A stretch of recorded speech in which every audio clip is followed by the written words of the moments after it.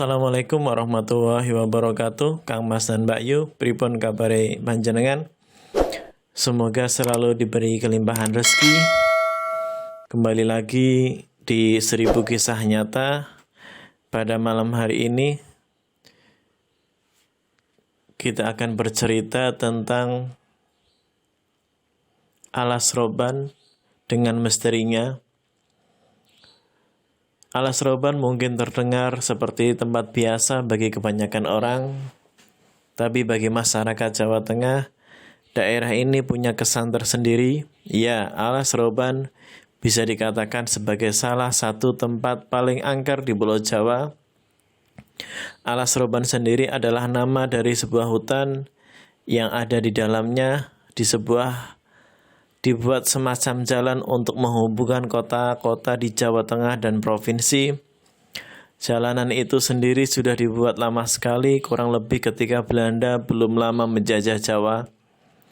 Nah, tak hanya cerita mistis di hutan Alas Roban, jalanan yang membentang di antara hutan Alas Roban ini pun juga kental sekali dengan cerita-cerita yang mengerikan, yang mungkin bisa membuat seseorang trauma untuk melewatinya.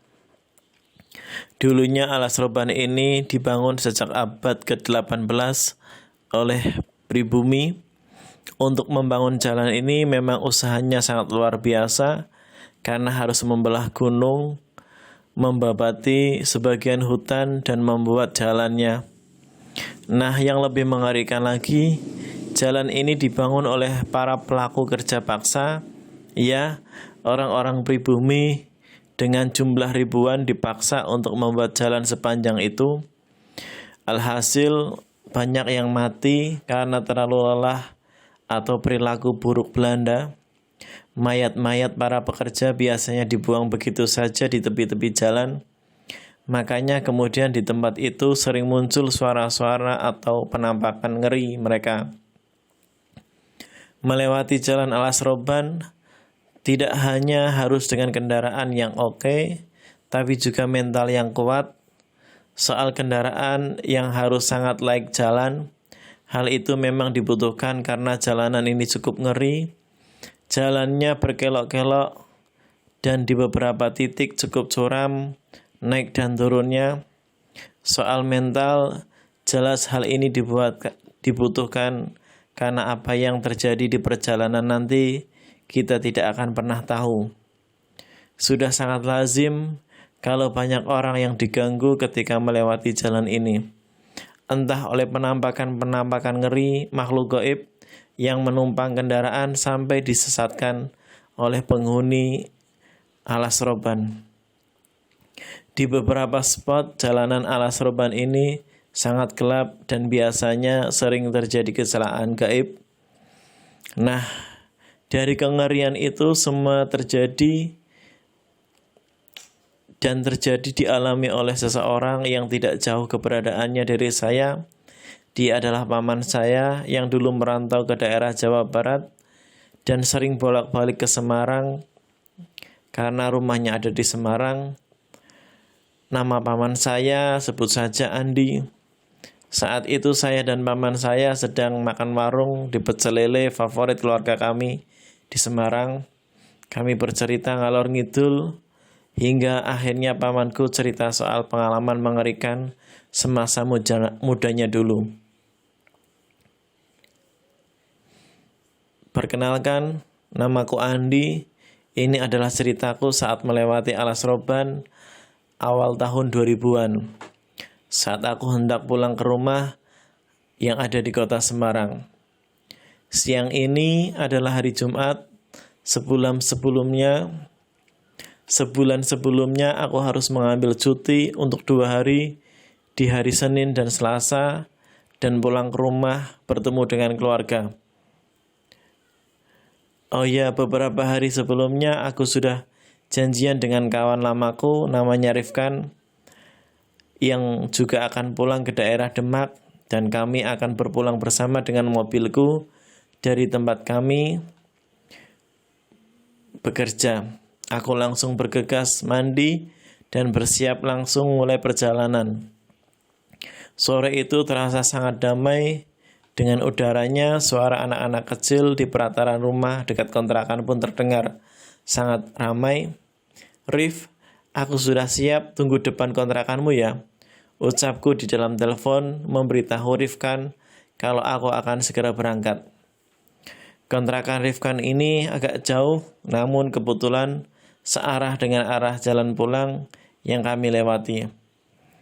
Hampir sampai, aku lihat Rifkan sudah menunggu di depan kontrakannya.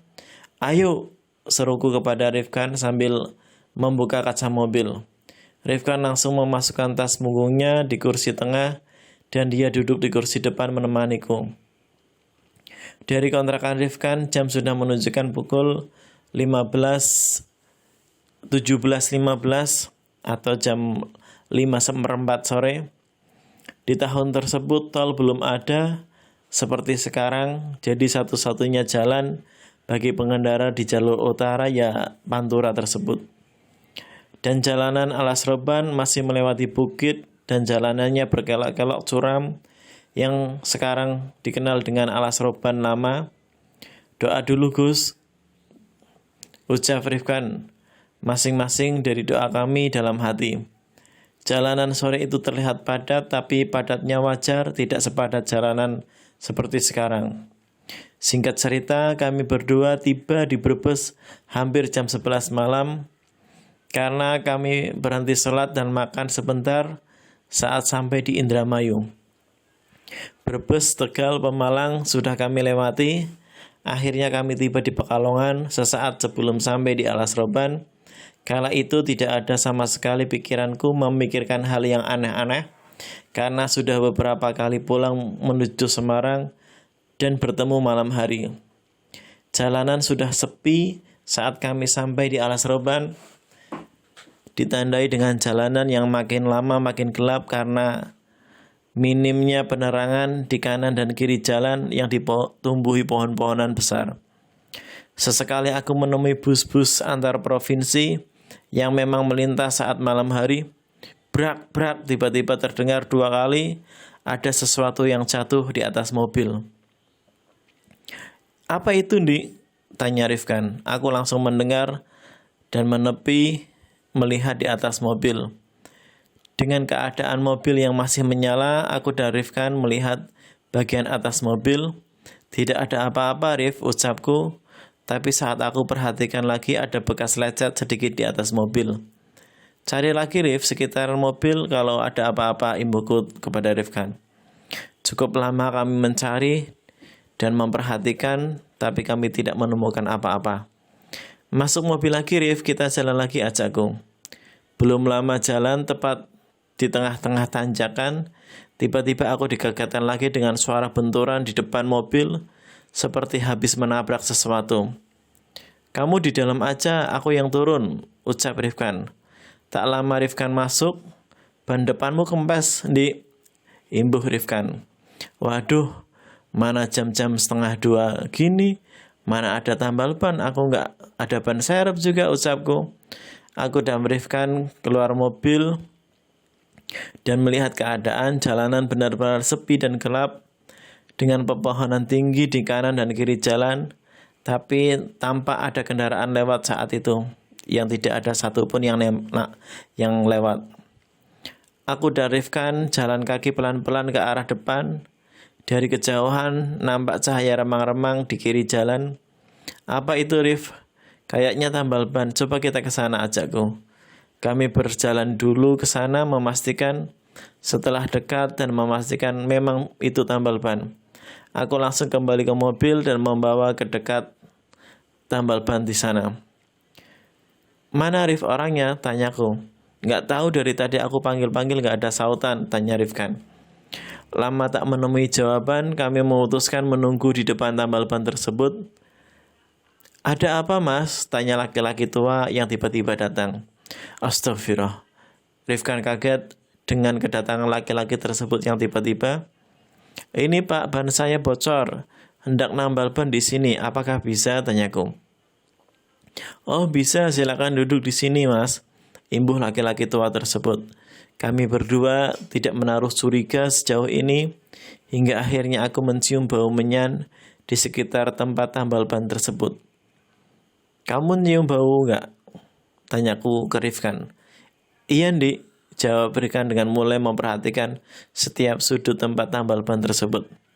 Dalam hati aku ingin lekas pergi dari sini. Tapi apa boleh buat, mobilku belum selesai ditambal. Dari kejauhan di seberang jalan, Andi melihat ada warung yang masih buka. Ke warung sana aja, Ndik, nunggu sambil ngopi di sana, ajak Rifkan. Aku hanya mengiyakan dan kami berdua berjalan ke arah warung di sana. Aku dan Rifkan sedikit berjalan dan menyeberang jalan. Di sini aku melihat ada satu truk lewat pelan-pelan. Sopirnya hanya melihat keberadaan kami dengan raut wajah yang heran. Setelah itu kami jalan lagi ke arah warung tersebut. Warungnya khas seperti pedesaan, dengan bangunan yang dibuat dari anyaman bambu dan beberapa bambu yang menopangnya. Sesampainya di sana nampak segerombolan anak kecil main di samping warung tersebut. Kok ada anak-anak main jam segini ya? Tanyaku dalam hati. Pikirku juga pasti Rifkan juga melihat keadaan ini. Tanpa memikirkannya begitu lama, aku dan Rifkan masuk ke dalam warung. Nampak wanita yang belum begitu tua mengenakan daster berdiri tersenyum melihat kedatangan kami berdua. Beli apa, Mas? Tanya ibu-ibu penjual warung tersebut. Kopi panas 2, Bu, jawabku. Tak lama kopi itu pun datang, aku dan Rifkan ngobrol mencairkan suasana. Rif, ngerasa ada yang aneh nggak? Kok ada anak-anak main jam segini ya? Tanyaku ke Rifkan. Anak-anak di mana? Tanya Rifkan. Lah itu di samping warung. Ini suaranya kedengaran juga kok. Masa kamu nggak tahu, ucapku. Tanpa menjawab, Rifkan yang mendengarku langsung keluar melihat ke samping. Mana nggak ada apa-apa. Jangan aku takutin, di induk Rifkan. Situasi mulai tegang, ibu-ibu penjual warung tiba-tiba hilang entah kemana. Aku dan Rifkan memutuskan untuk bergegas kembali ke mobil. Bu, sudah, ucapku memanggil ibu penjual warung. Bu, berkali-kali aku memanggil, tapi tidak ada jawaban. Bu, sampun, sudah, Bu. Gantian Rifkan yang ngomong. Tapi masih saja sama tanpa ada jawaban. Sekali lagi aku manggil, Bu. Bukannya jawaban dari ibu penjual tersebut yang kami dapat, kami malah dibuat kaget dengan suara yang kami dengar. Terdengar seperti suara wanita tertawa sangat keras dan melengking dari luar warung. Dik, Rifkan memanggilku. Aku hanya menatap Andi tanpa mengeluarkan kata-kata apapun. Nampaknya Andi paham aku pun juga menyadari suara tersebut. Dik, Rifkan memanggilku. Aku hanya menatap Andi tanpa mengeluarkan kata-kata sedikit pun. Kami berdua bergegas ke warung mencari arah dari mana suara tersebut. Melihat ke arah belakang warung, astagfirullahaladzim. Kami beristighfar bersama-sama atas apa yang kami lihat berdua. Ternyata ada wanita berdiri tegak berjubah hitam sangat panjang di samping pohon dekat warung tersebut. Matanya membelalak putih dengan wajah pucat dan rambutnya yang sangat panjang. Anak-anak kecil yang tadi aku lihat pun berlari menghampiri perempuan tersebut. Aku lihat anak-anak laki-laki tersebut ada yang wajahnya hancur karena banyak luka di badannya. Sangat jauh beda dengan awal yang saya lihat tadi. Kulihat wanita itu tertawa lagi yang membuat telinga kami berdua sakit. Ndi, ayo balik ke mobil cepat, ajak Rifkan. Saat lari ke mobil, lagi-lagi kami berdua dikagetkan lagi, dan lagi tambal ban yang kami hampiri tadi sekarang sudah tidak ada entah di mana. Yang kami lihat hanyalah mobil kami di tepi jalan, yang di sebelah kirinya ada pohon besar dan jurang yang di dalamnya belantara yang sangat gelap. Aku nggak peduli banku kempes, kami bergegas masuk ke dalam mobil. Di, banmu gimana? Tanya Rifkan. Udah, Dik. Yang penting kita lekas keluar dari sini, jawabku. Suara perempuan tadi masih sangat jelas menemani kami berdua. Aku berusaha menghidupkan mobil. Lagi-lagi sial dan aneh. Tiba-tiba mobilku sulit untuk dihidupkan. Kenapa, Dik? Tanya Rifkan. Tiba-tiba susah dihidupkan mobilku, jawabku. Selawatin aja dulu, Dik. Imbuh Rifkan dengan wajah tegang tapi berusaha berpikir tenang. Allahumma sholli ala Sayyidina Muhammad. Aku mengucapkannya 3 kali, lalu aku memutar kunci lagi. Hidup Rif, ucapku. Mungkin ini keajaiban dari setelah untaian selawat yang kubaca. Sehidupnya mobilku, aku bergegas menginjak gas dan cepat pergi dari tempat aneh tersebut. Namun nasib baik belum juga datang menghampiri kami. Rehat bentar senduru. Belum lama, tiba-tiba brak, ada lagi sesuatu yang jatuh di atas mobil. Udah nggak usah digagas, lanjut aja, seru Rifkan. Ini jam berapa sih, Di? Aneh banget, nggak ada kendaraan lewat, tanya Rifkan. Aku melihat jam 3 pagi, jawabku. Memang aneh, kenapa tidak ada kendaraan sama sekali? Normalnya di jam segini masih ada kendaraan yang besar yang melewati, walaupun tidak banyak. Tapi pikiranku nggak mau memikirkan itu, aku fokus agar cepat keluar dari alas roban ini. Di, hati-hati, teriak Andi. Dibarengi denganku yang melihat wanita berjubah hitam yang kami temui tadi melintas di depan mobil kami. Aku yang kaget spontan langsung banting setir dan menginjak rem mendadak. Tiba-tiba terdengar suara klakson di tengah kami.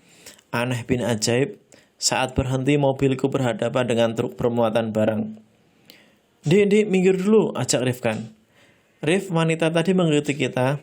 Tadi aku nyebrang, kamu lihat kan, tanyaku. Iya, Di, aku melihatnya. Dia tidak membiarkan kita pergi, ucapku. Sesaat terdengar ada yang mengetok kaca mobilku. Dari dalam terlihat bapak-bapak berboncengan dengan ibu-ibu yang nampaknya suami istri. Aku buka kaca mobilku. Kalian tidak apa-apa, Mas? Tanya bapak tersebut. Nggak apa-apa, Pak. Kami terkejut barusan ada wanita nyebrang, jawabku. Walah, hati-hati, Mas. Di sini rawan. Ayo ikuti bapak aja dari belakang. Mampir ke rumah bapak. Rumah bapak setelah alas roban ini namanya Pak Rahmat. Ini istri saya, ucap bapak-bapak tersebut. Singkat cerita, aku mengikuti Bapak Rahmat dari belakang. Di setiap tikungan aku lihat Pak Rahmat tanpa membunyikan klakson motornya. Kami tiba di rumah Pak Rahmat sesaat sebelum subuh dikumandangkan. Bu Rahmat tampak langsung ke belakang dan kembali dengan nampan berisikan 2 teh hangat gelas. 2 teh hangat, 2 gelas. Diminum dulu, Mas, ucap Bu Rahmat. Allahu Akbar, Allahu Akbar, adzan subuh berkumandang. Ayo Mas, sholat subuh dulu. Pak Rahmat mengajak kami sholat berjamaah di masjid yang jaraknya tidak terlalu jauh dari rumahnya. Setelah sholat kami kembali duduk di ruang tamu. Kemudian Pak Rahmat tanya kepada kami, Mas, sebenarnya mau kemana? Namanya siapa? Tanya Pak Rahmat. Nama saya Andi, Pak. Ini teman saya Rifkan, jawabku. Saya mau ke Semarang, perjalanan pulang dari perantauan ibuku. Masnya tadi ada kejadian apa? Sampai hampir kecelakaan seperti tadi? Tanya Pak Rahmat lagi. Aku menceritakan semua hal yang kami temui sejak mobil kami bocor, warung, dan diikuti oleh wanita berjubah hitam tadi. Mas, di dalam alas roban itu tidak ada warung apa-apa, apalagi tambal ban. Di sana ada hutan, Mas, jawab Pak Rahmat. Tapi kami tadi menemui itu semua, Pak. Benar, Mas, tapi Bapak sebagai warga sini yang tinggal tidak jauh dari alas roban, yang sangat hafal daerah sini, tidak ada warung yang berdiri di sana, jawab Pak Rahmat. Di sana memang sering ada kejadian semacam itu. Belum lama ada kecelakaan mobil, 1 keluarga meninggal di sana, dan masih banyak lagi cerita pengendara yang diganggu sudah lama. Sejak lama, imbuh Pak Rahmat. Aku dan Rifkan hanya menelan ludah sambil minum teh hangat yang dibuatkan oleh Bu Rahmat tadi. Mending Mas sekarang istirahat dulu di sini. Nanti siang atau sore baru lanjut perjalanan, pungkas Pak Rahmat melihat keadaan kami. Gimana, Rif? Tanyaku ke Rifkan. Terserah aja kamu. Terserah aja, Di, jawabnya. Ya udah, kita di sini dulu sampai siang nanti. Keadaan kita shock dan lelah seperti ini, ajakku Rifkan hanya menurut saja. Kami ditunjukkan ke kamar anaknya yang kosong karena sekarang kerja merantau di Jakarta.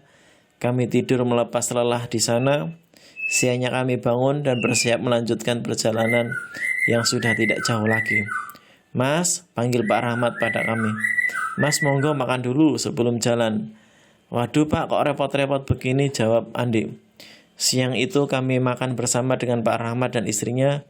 Beliau benar-benar baik kepada kami berdua. Sehabisnya kami pamit dan keluar menuju mobil. Dik, ban mobilmu masih utuh begini, nggak ada yang bocor, ucap Rifkan.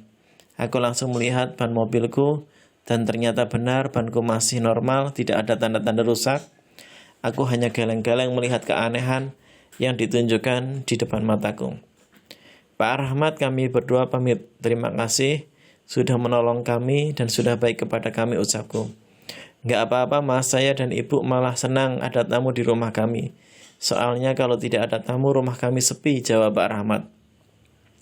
Aku yang mendengar jawaban Pak Rahmat terenyuh. Akankah saat tua nanti kita seperti ini, pikirku saat setelah mendengar ucapan Pak Rahmat. Kami berdua melanjutkan perjalanan. Setibanya kami di Semarang, aku mengantarkan Rifkan ke halte bus yang mengantarkannya ke Demak sebelum nanti dijemput oleh adiknya di sana. Setelahnya aku pulang ke rumah dengan oleh-oleh pengalaman yang tidak akan terlupakan sampai kapanpun. Dan Pak Rahmat hingga sekarang kami anggap seperti keluarga sendiri. Jangan lupa like, share, komen, dan subscribe.